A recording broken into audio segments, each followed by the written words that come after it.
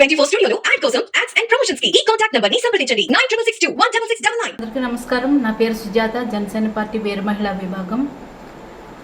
జగన్మోహన్ రెడ్డి గారు పాదయాత్ర చేస్తాను, నేను అసెంబ్లీకి రాను, అసెంబ్లీలో మనల్ని మాట్లాడనివ్వరు అంటూ నిన్న ఒక స్టేట్మెంట్ ఇవ్వడం జరిగింది.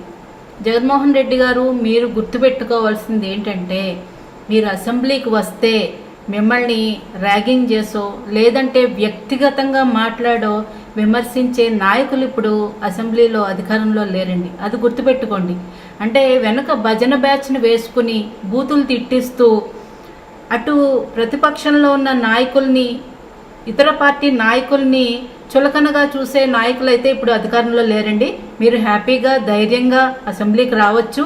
ప్రజల కోసం జరిగే చర్చల్లో మీరు పాల్గొనాలనే మేము కోరుకుంటున్నాం. అంటే ప్రజలు మీకు 151 సీట్లు ఇచ్చినప్పుడు పరిపాలించిన మీరు, వారి ప్రజల యొక్క నిర్ణయాన్ని గౌరవించిన మీరు, ఇప్పుడు 11 సీట్లు వస్తే ప్రజల నిర్ణయాన్ని గౌరవించరా?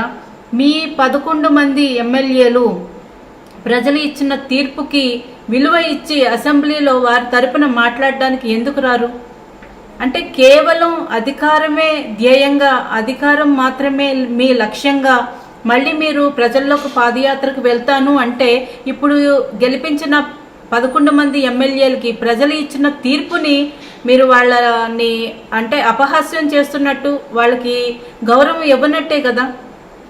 అలాగే అంటే మీరు మొన్నటి వరకు మీ వర్గంలో, మీ మంత్రివర్గంలో పనిచేసిన మంత్రులు కానీ ఎమ్మెల్యేలు కానీ, సింహం సింగిల్గా వస్తుంది, అన్న సింగిల్గా వస్తాడు, మీరందరూ గుంపులుగా వస్తున్నారని మాట్లాడారు. మరి అదే అన్న ఇప్పుడు అసెంబ్లీకి సింగిల్గా రావడానికి ఎందుకు భయం?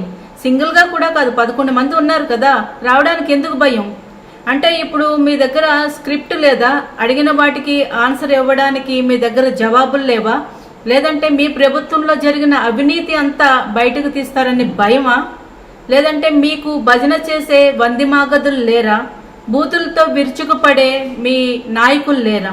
దేనికి మీకు భయం? ప్రతిపక్షాల్లో ఉన్నప్పుడు మీరు ఆ నాయకుల మీద చేసిన దాడి ఏదైతే ఉందో అది మీ మీద జరుగుతుందని భావిస్తున్నారా? అటువంటి భయాలు ఏమైనా ఉంటే మీరు వదిలేసుకోండి. మీరు హ్యాపీగా అసెంబ్లీకి రావాలి. ప్రధాన పక్షం, పాలక పక్షం వాళ్ళు అడిగే ప్రశ్నలకు మీరు సమాధానం చెప్పాలి. మీరు ఏ అవినీతి చేయలేదని చెప్పుకుంటున్నారు కదా, మరి రావడానికి ఎందుకు మీకు భయం? అలాగే ప్రజల్లోకి వెళ్తాను, ఓదార్పు యాత్ర, ప్రజల్లోకి మళ్ళీ వెళ్తాను అంటున్నారు. జగన్మోహన్ రెడ్డి గారు, మిమ్మల్ని ప్రజలు ఏమని ఓదార్చాలి? 500 కోట్లు పెట్టి మా అన్న పెద్ద ప్యాలెస్ కట్టుకున్నాడు, అయ్యయ్యో పాపం మా అన్న అందులో ఉండలేకపోయాడని ఓదార్చాలా?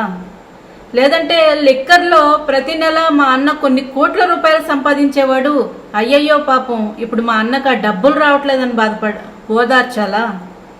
ఇసుకలో, గ్రావెల్లో, అలాగే ఖనిజ సంపదలో మా అన్న కొన్ని కోట్ల సంపాదించేవాడు, పాపం ఇప్పుడు మా అన్నకు ఆ సంపాదన లేదని ఓదార్చాలా? 10 కిలోమీటర్లకు కూడా హెలికాప్టర్లో తిరిగేవాడు మా అన్న, ఇప్పుడు ఆ ఫెసిలిటీ లేదని ఓదార్స్తారా? దేనికి ఓదార్చాలి సార్ ప్రజలు మిమ్మల్ని? మీరు అధికారంలో ఉన్నప్పుడు ప్రజల్ని ఏమని ఓదార్చారు? 30,000 మంది మహిళలు మిస్ అయిపోతే వాళ్ళ కుటుంబాలను మీరు ఏమన్నా ఏ రోజన్నా పలకరించారా? కనీసం బయటకు వచ్చి ప్రెస్ మీట్ పెట్టారా? రివ్యూ పెట్టారా? ఒక ముఖ్యమంత్రి హోదాలో ఉండి ఆడపిల్లలకి మీరు చేసిన న్యాయం ఏంటి? అక్క చెల్లెమ్మలకు మీరు చేసిన న్యాయం ఏంటి? అలాగే కౌలు రైతులు, చనిపోయిన కౌలు రైతుల కుటుంబాలని ఏ రోజన్నా మీరు ఓదార్చారా?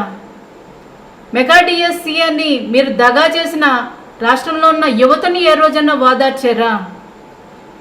బాపట్ల జిల్లాలో రేపల్లె గ్రామంలో అమర్నాథ్ గౌడ్ అనే ఒక బాలుణ్ణి సజీవ దహనం చేస్తే వారి కుటుంబాన్ని మీరు కనీసం ఒక ప్రెస్ నోట్ వదిలేరా? మీ దగ్గర నుంచి ఒక సానుభూతి, ఒక నోట్ అన్న వచ్చిందా? అంటే రాష్ట్రం తగలబడిపోతుంటే, రౌడీజం పెచ్చరిల్లిపోతుంటే, విపరీతంగా దోపిడీలు జరుగుతుంటే మీరు ఏ రోజు ఓదార్పు చేయలేదు. మీ ప్యాలెస్కి, తాడేపల్లి ప్యాలెస్కి దగ్గరలో ఉన్న పేదల ఇళ్లన్నీ కూల్చేసినప్పుడు మీకు ఓదార్పు చేయాలని అసలు ఉద్దేశం రాలేదు. ఎందుకంటే అది చేయించిందే మీరు కదా. మరి అన్నమయ్య డ్యామ్ నిర్వాసితులకి పాపం వాళ్ళు ఇల్లు అలాగే పొలాలు అలా ప్రాణ నష్టం ఆస్తి నష్టం అన్నీ జరిగి వారు రోడ్డును పడితే ఏ రోజన్నా మీరు వాళ్ళు వెళ్ళి ఓదార్చిన దాఖలాలు ఉన్నాయా?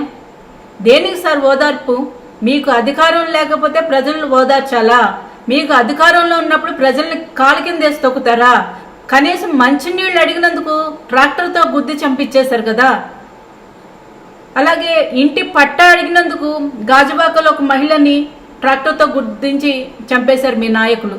అంటే ఒక మాస్క్ అడిగినందుకు ఒక దళిత డాక్టర్ని బయట రోడ్డు మీద బట్టలు ఇప్పి నడి రోడ్డులో ఎండలో అతన్ని టార్చర్ చేసి చంపేశారు.